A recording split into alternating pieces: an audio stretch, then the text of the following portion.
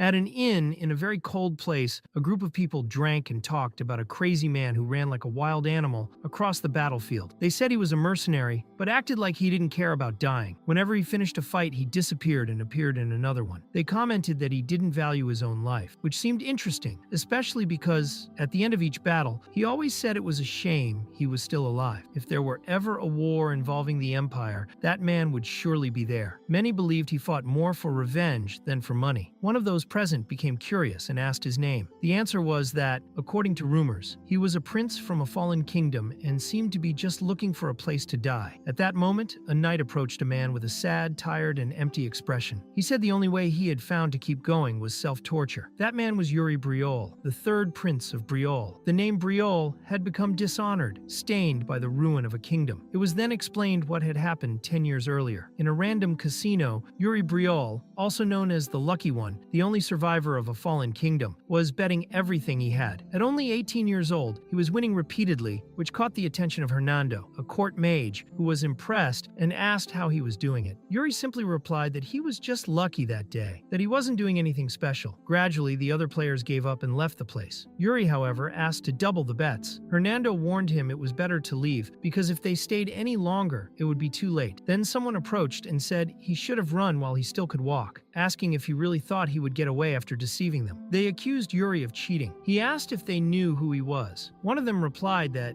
judging by his behavior, he was certainly not a noble, maybe some insignificant little king. Others said that was even more reason to pick a fight with him, since provoking the Empire was always a good excuse to start a war. They said princes were all like their fathers, worthless. Faced with the provocations, Yuri lost control, flipped the table on them, and angrily declared they had better listen. He was Yuri Briol, the third prince of Briol, and he promised they were about to get beaten up. And so they did, as he easily defeated them. Later, Yuri was explaining himself. He said he was late because his father had summoned him to an emergency meeting. He explained that he had sent a message to her by carrier pigeon and asked to be forgiven just this once. She was Ekaterina Luarna Granzian, princess of the Empire. Ekaterina replied that he acted like he was the only one making an effort in the Empire, when she also had to hide and overcome obstacles to get there. Yuri acknowledged his mistake and said he needed to be more careful. He also said what he was about to say couldn't be shared with anyone. Ekaterina then asked if, to him, she was everyone. Yuri tried to explain, saying that wasn't it, but she asked why he had given her that gift. She asked if it was because he didn't trust her, and suggested he give it to another woman he trusted more. She added that she wouldn't reach out to him again until she herself decided to. Yuri, confused, just asked her to come back. He wondered how he was supposed to deal with a woman like that, thinking that, this time, it really would be hard to be forgiven. Meanwhile, someone was listening to the entire conversation. It was explained that, after that day, the already unstable relationship between the Kingdom of Briol and the Empire broke completely. The Empire let go of provocations and crossed every line. The conflict between the two nations escalated until the Empire finally invaded Briol. The castle was consumed by flames, and Yuri could do nothing. The war against the Empire had begun, and from the very start, they were crushed. Time passed like an eternity. Many sacrificed themselves, and it felt like the war would never end. Yuri fought on the front lines, lost allies, shed blood and sweat to protect what was left of his territory. At that time, the most powerful man on the continent and the strongest weapon of Briol was Fiore Briol. Without his presence, the Empire began to turn the war in its favor. At first, Yuri thought it was just a coincidence, but over time he could no longer deny the truth behind it all. After reflecting on his past countless time between life and death battle, he reached one logical conclusion. Katerina had betrayed him. She was the one who leaked all the information. As soon as he told her that his father would be leaving Briol, the war began. He wanted to believe he was wrong, but the only response he received from Ekaterina Luarna Granzian was an apology. That sent him into despair. Even tired and with almost no allies, Yuri stayed on the battlefield, facing most of the enemies alone on the front lines, until he was completely surrounded by Imperial soldiers. There was nothing else he could do. He was unarmed and accepted his death, but someone took the blow for him. Laurent had sacrificed himself so that His Majesty could live. Other soldiers of Briol did the same, fighting to protect the royal lineage. Yuri turned his back and fled his own territory. At first he hid, but he knew he couldn't stay there forever. He needed to leave, to find a way. He didn't know what had happened to his father, but since he hadn't returned by then, he was likely dead. Eventually, Yuri was also found. He thought that if he died there, Betrayal would truly fall. Everyone would die. He begged to live. He said that if he died, Betrayal would not survive. He thought his knights had sacrificed themselves for him. But the man before him just apologized. He didn't explain much, only said that the Empire would one day pay for its sins, that Imperial soldiers would set foot on that land, and that Yuri should flee. Yuri didn't know why he had been helped, but understood that he needed to escape. He needed to live. He needed revenge. He needed to rebuild Betrayal. But that was just a childish thought.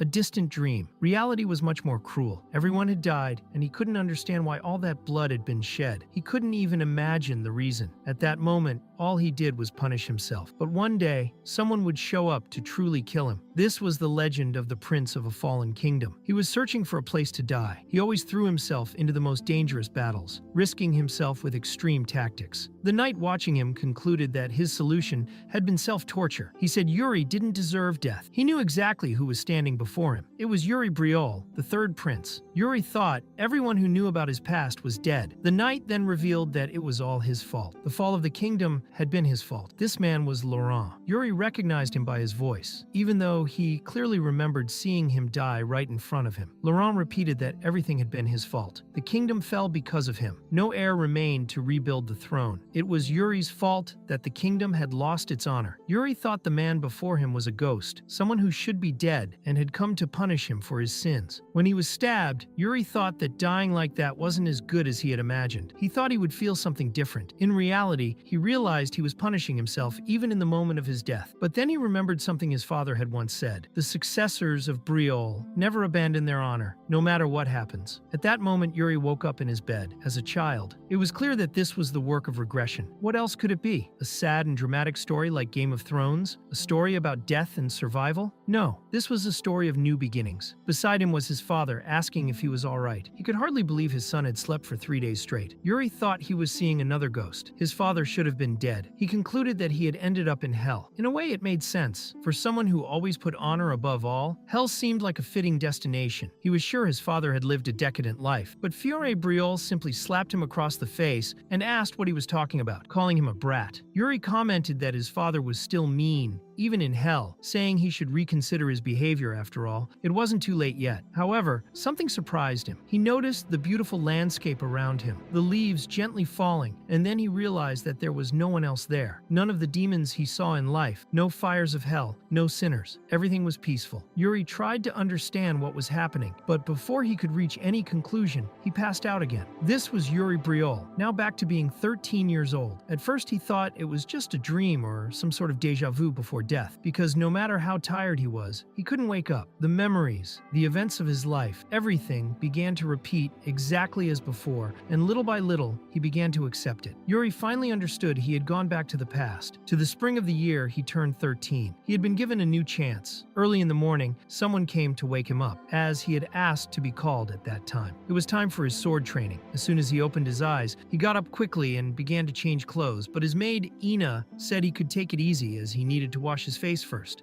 At that moment, Yuri remembered how devastated he was when he saw Ina's death in the future, and emotionally asked her to slap him hard to confirm if that was really real. Ina was startled, asking if he wanted her to commit a crime against him, but Yuri replied that it wasn't a crime if it was a direct order. He was Yuri Betrayal, and he never went back on his word. The slap was so hard that he screamed and staggered back. Later, during sword training, his face was swollen, and he thought about how he had forgotten that woman's strength. Still, no one offered medicine or ointment, and everyone just whispered behind his back. Not even Bernard, his fencing instructor, said anything about his cheek. Yuri thought that old man no longer corrected his posture. He just made him swing the sword around with no purpose. He wondered since when Bernard had been teaching only through direct sparring, with no technique. At one point, Bernard commented to the king that the prince had been born with blessed talent, but had apparently lost it. He said that if he were just a little more dedicated, he could have become the best swordsman in the kingdom. Yuri heard it all. He realized that at that point in his life, he himself had not been cooperative in training, and that's why the lessons had turned into empty fights, with no technique or learning. After that, instead of improving, he had just become lazier. Determined to change, Yuri told Bernard that from that day forward, he wanted to be properly taught. He said he would give his best. best. Bernard replied that he didn't know what had brought about this change, but he understood. He used his aura and declared that from that moment on, the training would be serious. He charged at Yuri so fast he could barely defend himself and complained that he should at least give him time before attacking that hard. Even so, Yuri acknowledged that he had forgotten the power of that man. Bernard, after all, had once been called the Sword Demon. The training went on for quite some time, and in the end, Yuri was exhausted, nearly dead from fatigue. He thought that this was what real training with the Sword Demon was like. If not for the experience he had gained as a mercenary in his past life, he wouldn't even be able to move at that point. But despite being extremely tiring, he knew that if he kept going like that, he would develop much faster. Bernard was also impressed. Even clumsily, Yuri had blocked all his strikes. Suddenly, Ina appeared, desperate, with an emergency message. She said His Majesty was looking for him and that he needed to leave immediately. Count Johannes had brought his son, which made Yuri alert. He remembered that this was the traitor who had sided with the Empire and opened the gates to the enemy army, Goth Barkvar. Yuri thought to himself that that bastard was here and asked Ina where that scoundrel was. Later during dinner, everyone was at the table. Yuri behaved calmly and politely, as if nothing had happened. One of the guests commented that the third prince had changed a lot, and that his physique looked great. Fiore said it didn't even seem like that was his son, joking that he probably ate something strange to have changed so much. The other princes laughed and said they wanted to eat that too. Then Fiore turned to the guest and said his son was smart too, right? The visitor replied yes, although in some areas he still had weaknesses. When Count Johannes' son, Goth Barkvar, looked at one of the princes, he was enchanted, but when he looked at Yuri, he almost wet himself in fear, for Yuri was staring at him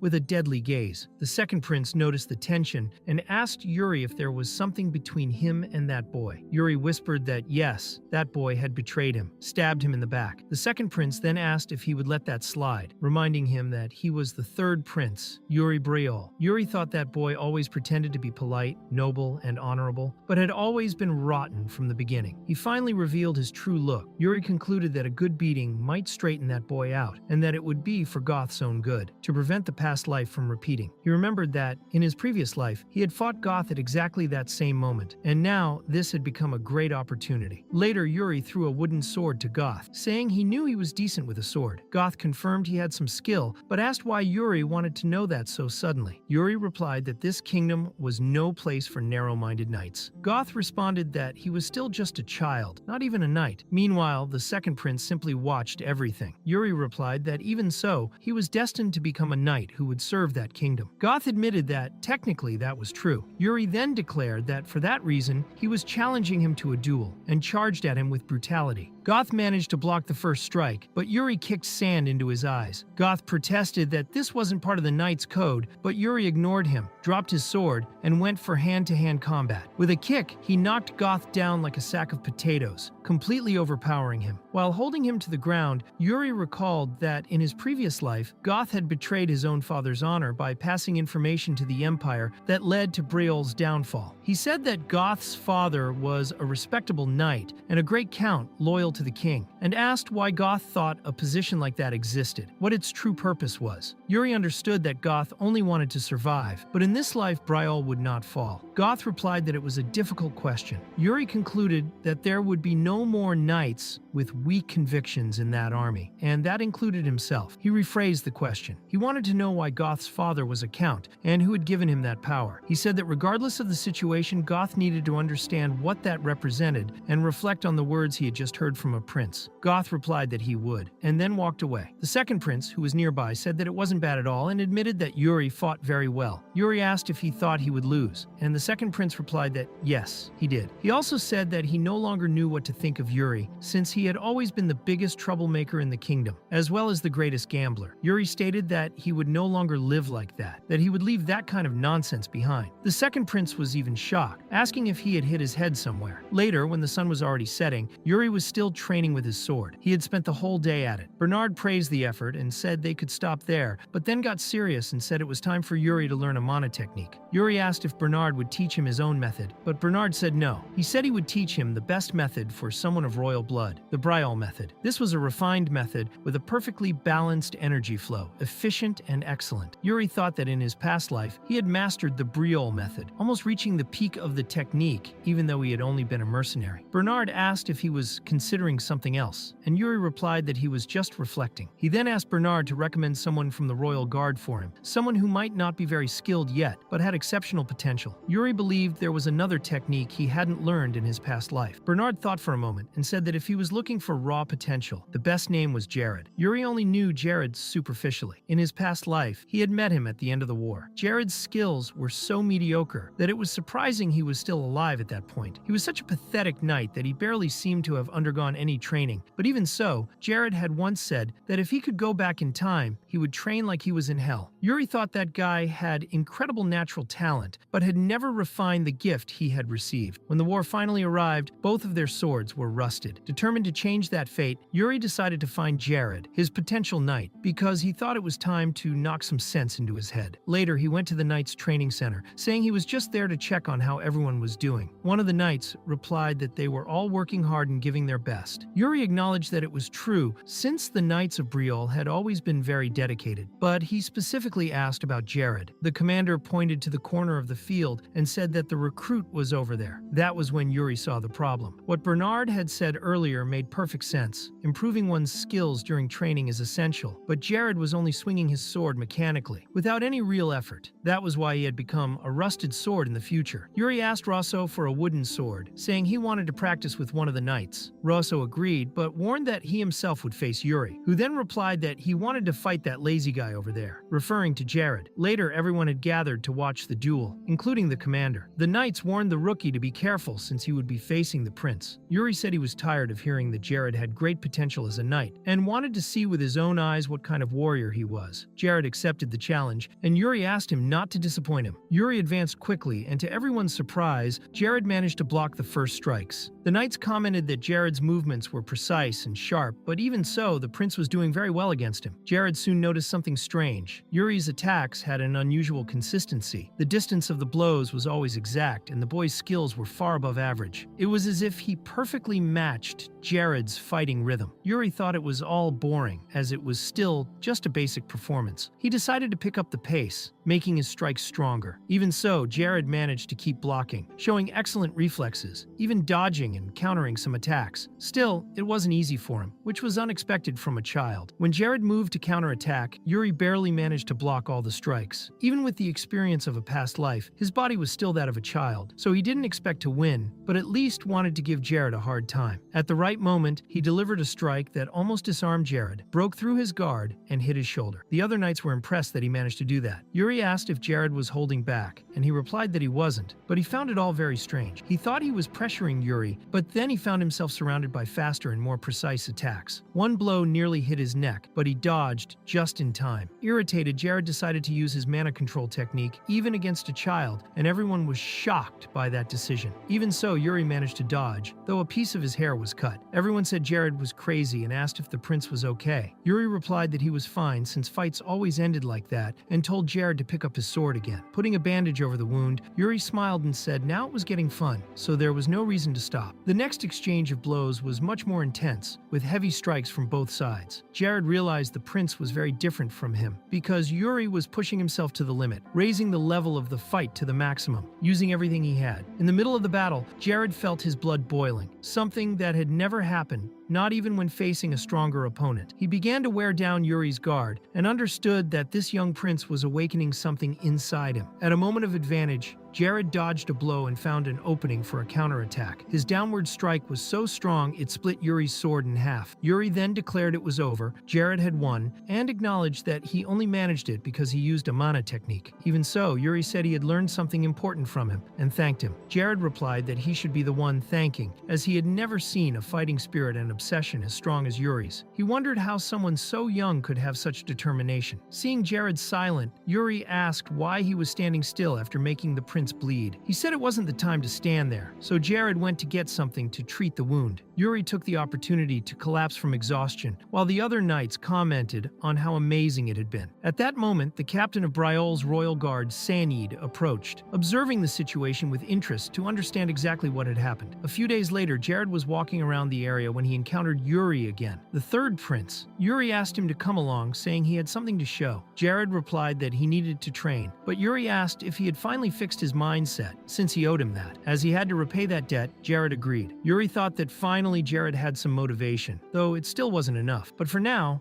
it was decent. Jared asked where they were going, but Yuri said he wouldn't say anything and that it wouldn't be dangerous. He also said he would call someone else to go with them and shouted down the hall for Hernando, the royal court mage. Hernando asked what the prince wanted, and Yuri said he needed assistance for where they were going. Hernando said he'd love to help but was busy until Yuri reminded him about the gambling debt he owed him. Hernando asked if he was serious, and Yuri assured him he was, reminding him he had never lied to him. Hernando commented that outside the casino that was true, and Yuri thought it was bad that his title as third prince seemed to mean nothing. Yuri then said Jared would be the witness to his word, and so both should accompany him. Hernando, convinced, agreed but wanted to know where they were going. Yuri revealed that the destination was the sword in the mountain, where they would retrieve all the treasures of the ancestor's dungeon. Later, already inside the dungeon, Hernando commented that he didn't even know a place like that existed in the kingdom. Jared asked what was at the end of that cave, and Yuri explained it was where the sword in the mountain lay. Jared recognized the legend of the family's progenitor, and Yuri confirmed it, remembering that in his past life, when the Empire took Briol's territory, they discovered this dungeon with the sacred relic hiding the entire legacy of the Briol family. At the time, it caused a huge uproar, but the path they now followed had only been used as an escape route. Because of that, the legacy was handed over to the Empire before any of the Briols even knew it existed. But now,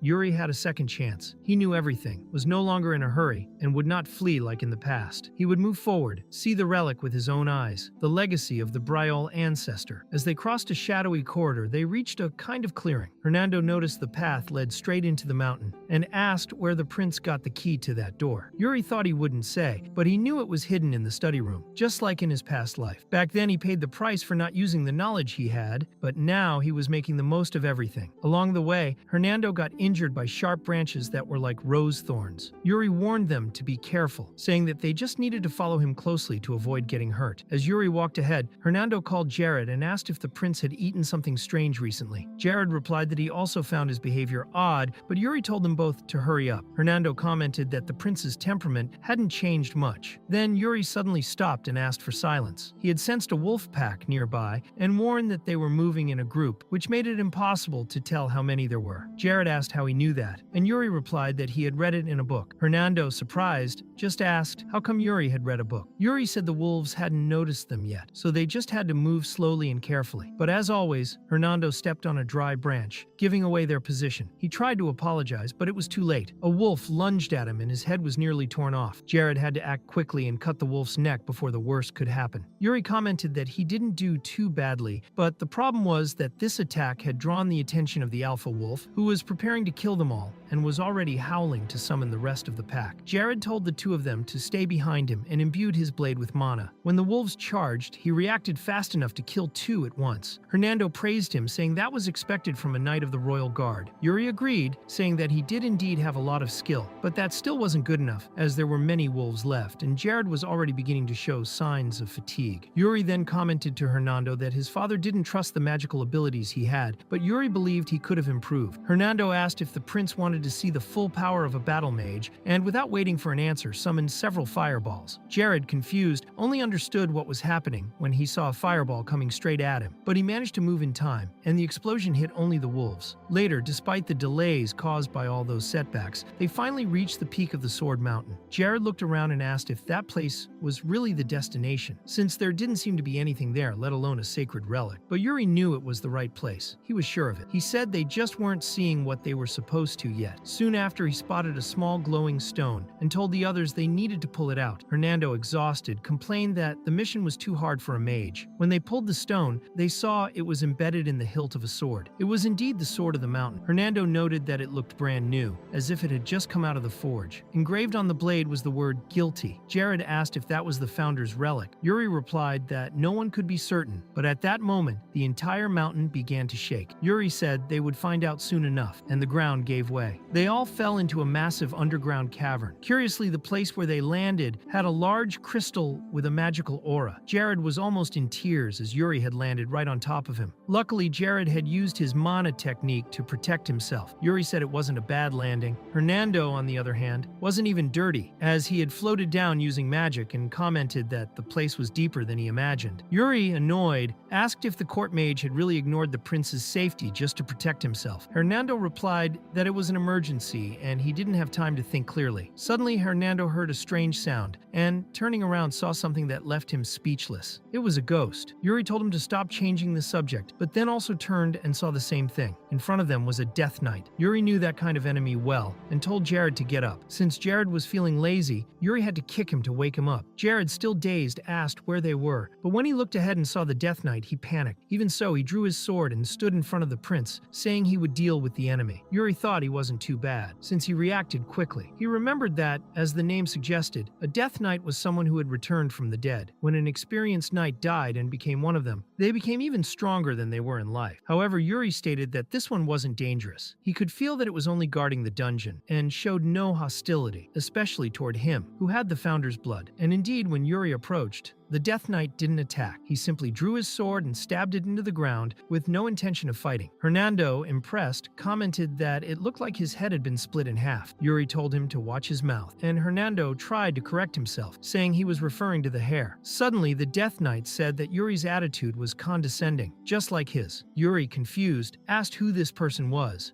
and the knight replied that he was Eric Briol. Hernando was surprised and said that anyone knew who that man was, the swordsman who conquered the whole continent with a single blade, the founder of the Briol family, and the first king. Yuri asked if he was really the first one to make it there since the founder's time. The knight replied yes, and that if he weren't a Briol descendant, he wouldn't have even been able to take the sword that was now in his hands. Jared asked if that was truly the treasure left by the founder, and the Death Knight replied that he had used that sword. Yuri made a strange face and said he felt a bit sick after touching it, but the knight ignored the comment and asked the Briol descendant to reveal the reason for his coming. Yuri then formally introduced himself as Yuri Briol, the third prince of the current generation of Briol, and requested that the founder's legacy be passed on to him. The knight, upon hearing this, simply turned around and declared that the time had finally come to fulfill his duty. He would ensure that Yuri received what he was seeking. Yuri followed him in silence. Meanwhile, Jared watched everything in perplexity, thinking that none of it made any sense. They were inside the founder's dungeon,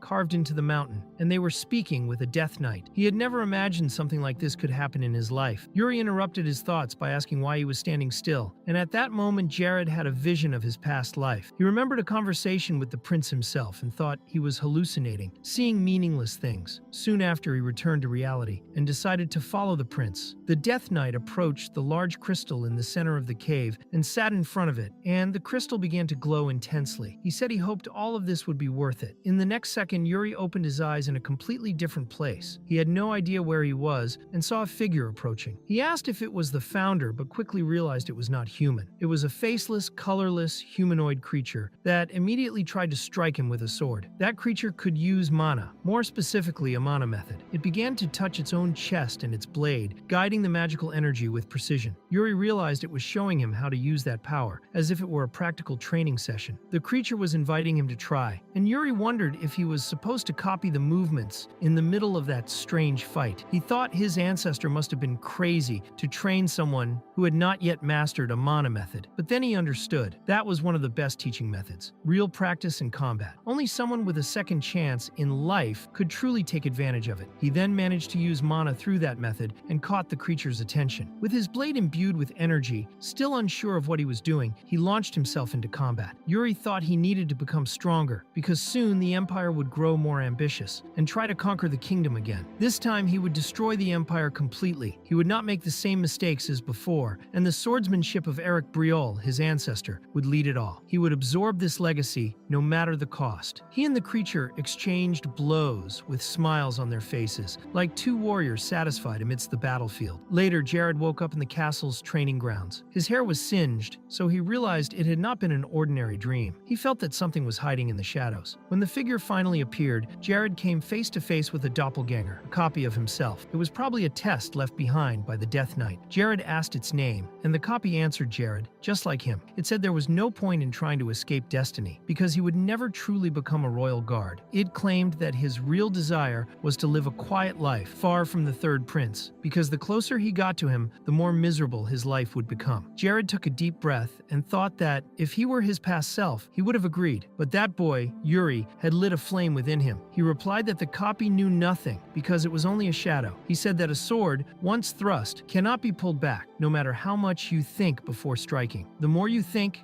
the cloudier the strike becomes. The copy called that way of thinking arrogant, and with a mana blade, launched an attack. The two Jareds were evenly matched in power. The original realized that the opponent was cautious, avoided risks, and used a defensive sword style. The Jared of the past would have lost that fight, but the current one wanted something more. He wanted a fun fight, not a boring and predictable duel. And that's how he struck the copy squarely in the chest. Upon impact, no blood came out of the armor, only a dark and disgusting sludge. The copy then dissolved and revealed its true form, a large golem. Jared instantly understood that this was indeed a test from the Death Knight. He was also certain that the prince was facing something similar at that moment. He thought Yuri needed to win. Meanwhile, the desert looked like a war zone. The rocks were marked by the clash of blades, and the prince seemed defeated, sunken into one of them. The creature approached to deliver the final blow, creating a massive explosion, but that explosion was actually caused by the impact of its sword against the prince's, who had managed to stand at the last moment. Yuri wondered how much time had passed since he entered that test, which was now much more dangerous than when it began. Still, thanks to the prolonged duel, he had learned to use a new mana method. Now, with that body, he could wield his sword properly. He realized something important. The creature was still standing,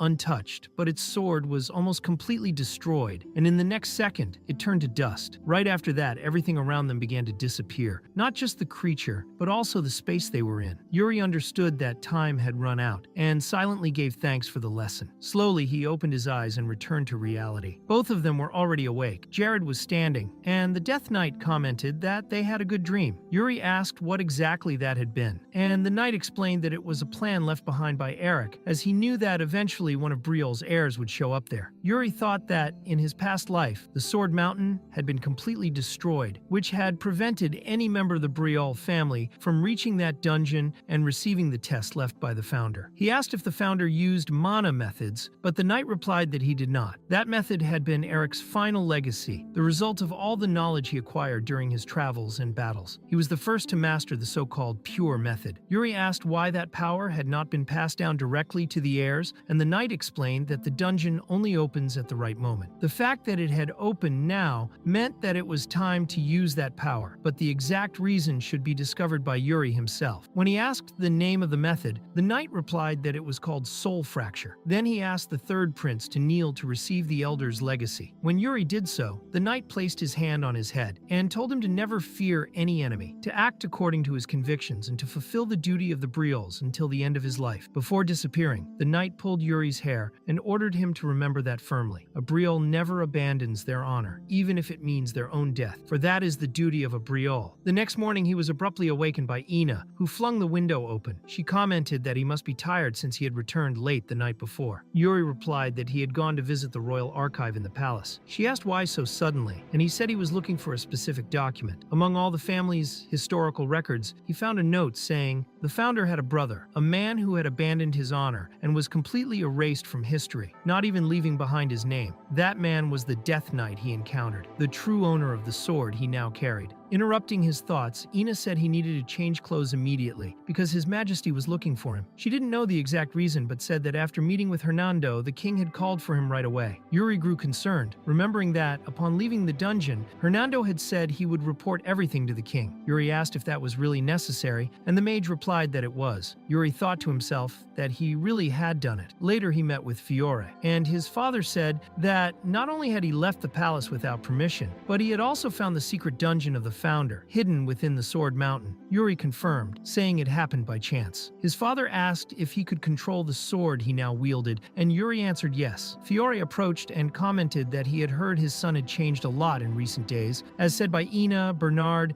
Saned, and even Hernando himself. Then he asked what had caused that change. Yuri grew nervous before answering. Fiore asked if he didn't want to talk about it, and Yuri said that wasn't the case. His father insisted, asking why he seemed so hesitant. Yuri said it was because he, and then clenched his fists. Fiore calmed down and asked him to speak. Yuri explained that he had a dream, and in that dream he had committed a grave crime. When his father asked what it was, Yuri said it was not protecting Briol until the end. In that dream, a great war had occurred. Many people were massacred. He did everything he could to win, but failed. And when the kingdom fell, he ran away, lost his honor, and died alone and dishonored. After waking from that dream, Yuri realized that the necklace his mother had given him was gone. He thought maybe that dream was actually a warning left by her. Fiore asked what had caused the fall of the kingdom in the dream, but Yuri thought it was still too soon to mention the Empire. Since he was trying to change the future, there was a chance the Empire might not even invade, so he replied that he wasn't sure. He only saw an army he couldn't identify. Fiore said that was fine. He didn't know if it had just been a nightmare or a true warning either, but he was happy his son was doing his best. Yuri thought that everything he was doing was just a way to atone for the sins of his past life. Fiore then said there was one more thing Yuri needed to hear from his father, and asked him to hand over the sword. At that moment, it was explained who Fiore Briol was, a genius who wielded a sword as soon as he learned to walk. He was the first in many paths, and wrote his name into the continent's history with his power alone. At that point in the story, he was considered the most powerful on the continent, one of the strongest swordsmen in the world. Yuri mentioned that he had never entered his father's personal training hall, and Fiore explained that he believed none of his children had any talent with the sword. Yuri stated that he believed he was talented, and Fiore asked if he truly thought that. He then drew his sword and questioned what his son considered sword talent to be, whether it was strength, reflexes, speed, or combat wisdom. He said that even if someone had all of that, it wouldn't make them a true swordsman. The most important thing was the element that allowed someone to surpass their own limits, something stronger than fear or a sense of justice. Fiore then focused so much power that the aura around him changed, and the mana he released took on a different color. As he sheathed his sword again, he said he didn't know the exact name for that thing, but it might be something like destiny. Yuri asked if he was really talking about destiny, and Fiore replied that it could be, or it might not be, depending on each person's interpretation. Yuri thought that perhaps, in his past life, he had not been destined to follow the path of the sword. But now, in this life, after everything he had seen, he began to question it. Fiore then asked what his son thought about all of that, whether he believed his destiny was to wield a sword, whether he could hear the call of the blade, whether he thought that, in moments of glory, and at the time of his death, he would still be holding a weapon. Pressured, Yuri replied that he didn't know, that he didn't feel anything like that. But Fiore's gaze was terrifying, as if countless eyes were staring into Yuri's soul, forcing him to recall his past traumas. He remembered that he needed to escape, that he was the last of the Briol territory, that he had to save everyone. He remembered the war, the deaths, the flames, the allies falling before his eyes. Yuri returned to the past, wondering why Briol was in flames, until he saw the enemies approaching. The Empire was advancing, saying the third prince, the last remnant of Briol, was there, and Yuri wondered if he had returned to that hell.